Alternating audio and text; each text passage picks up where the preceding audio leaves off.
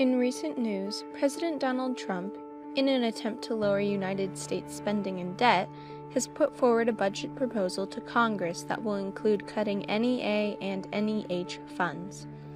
Established by Congress in 1965, the NEA is the independent federal agency whose funding and support gives Americans the opportunity to participate in the arts, exercise their imaginations, and develop their creative capacities. The NEA is known for its philanthropic service in collaboration with other state and federal agencies to support the arts to celebrate the rich and diverse culture of the United States and make the arts equally accessible to every community.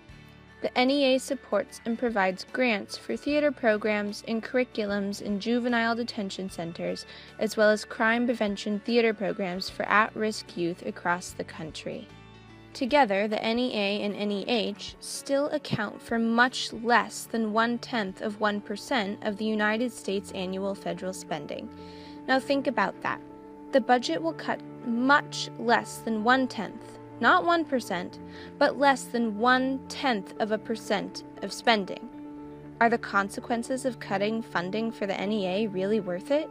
To find out, I asked, what effects do various forms of theater have on troubled youth in the community around them? Well, here's the root of the problem. In the United States, there is a prevalent identity-linked perception of the police.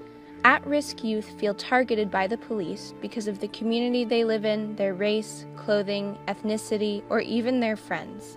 These affected children then unknowingly create a warped sense of what the world has to offer them, which makes them feel as if a life of crime is all they are meant to do, and that there are no outside opportunities for them.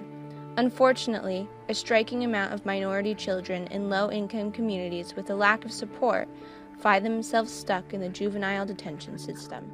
Theater can become a vital component in breaking the cycle of a life of crime and abuse. Leanne Lateral, a licensed clinical social worker, explains that children watching and repeating what their parents do is the most powerful and effective parenting model, unlike the hypocritical and confusing do as I say, not as I do mentality. These troubled families tend to be very interconnected and secretive. Unless there is someone outside of the family that will support the child and show them what a healthy mind and family can look like, these students live as if they know how to, and that is an unsteady and unhealthy place to be. Lateral states that no matter what, we all need to be looked at and cherished for who we are, and that is exactly what theater does. But on the flip side, out of the students going through a theater curriculum in a juvenile detention center, it is said that 93% cited positive benefits, including an increase in self-esteem, a decrease in stress, and pride or recognition of the ability to reach a goal. While in detention, students come to realize that they can, in fact, reach a goal, which is the first step in leaving a life of crime. They learn to trust and seek out the plethora of opportunities for them and find the power and confidence within themselves to take control of their own lives. Rehabilitation through the arts is a program in juvenile detention centers that focuses on performance. The students perform in front of one another through plays, dancing, and more. It is said that the students learn how to trust one another, find a non-aggressive way of coping, and most importantly, learn to respect their peers and those with authority. Theater and diversion is another curriculum that focuses on performance, but also playwriting and the technical side of theater such as set building, costume design, etc. Here are what 2 students that have successfully gone through the program said.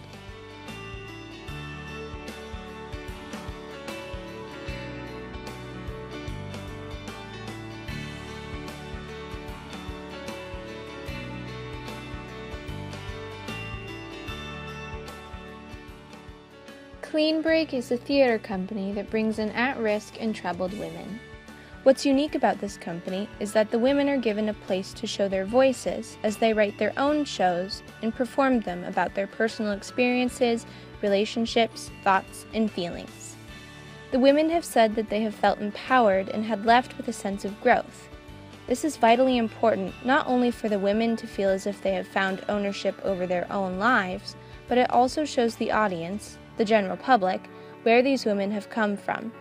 This company allows the surrounding community to view the women in a more humane and just light, and creates a community of compassion and empathy towards the troubled and at-risk women. Asa Aramburu, a licensed clinical social worker, explains that for at-risk youth, theater is a safe and secure avenue for them to express themselves, discover who they really are, and learn how to have a healthy dialogue. More specifically, Aramburu says that the theater is the ultimate setting to teach students how to use improvisation to turn bad situations into positive ones, and students then have the experience to take their improv skills into the real world and make a positive situation a reality. But so what?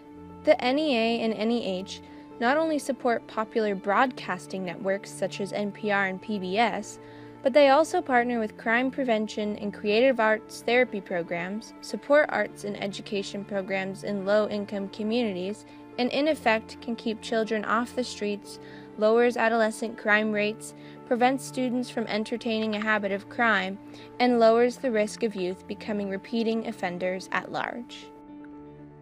Knowing this, is it really a good idea to cut the NEA and NEH funding?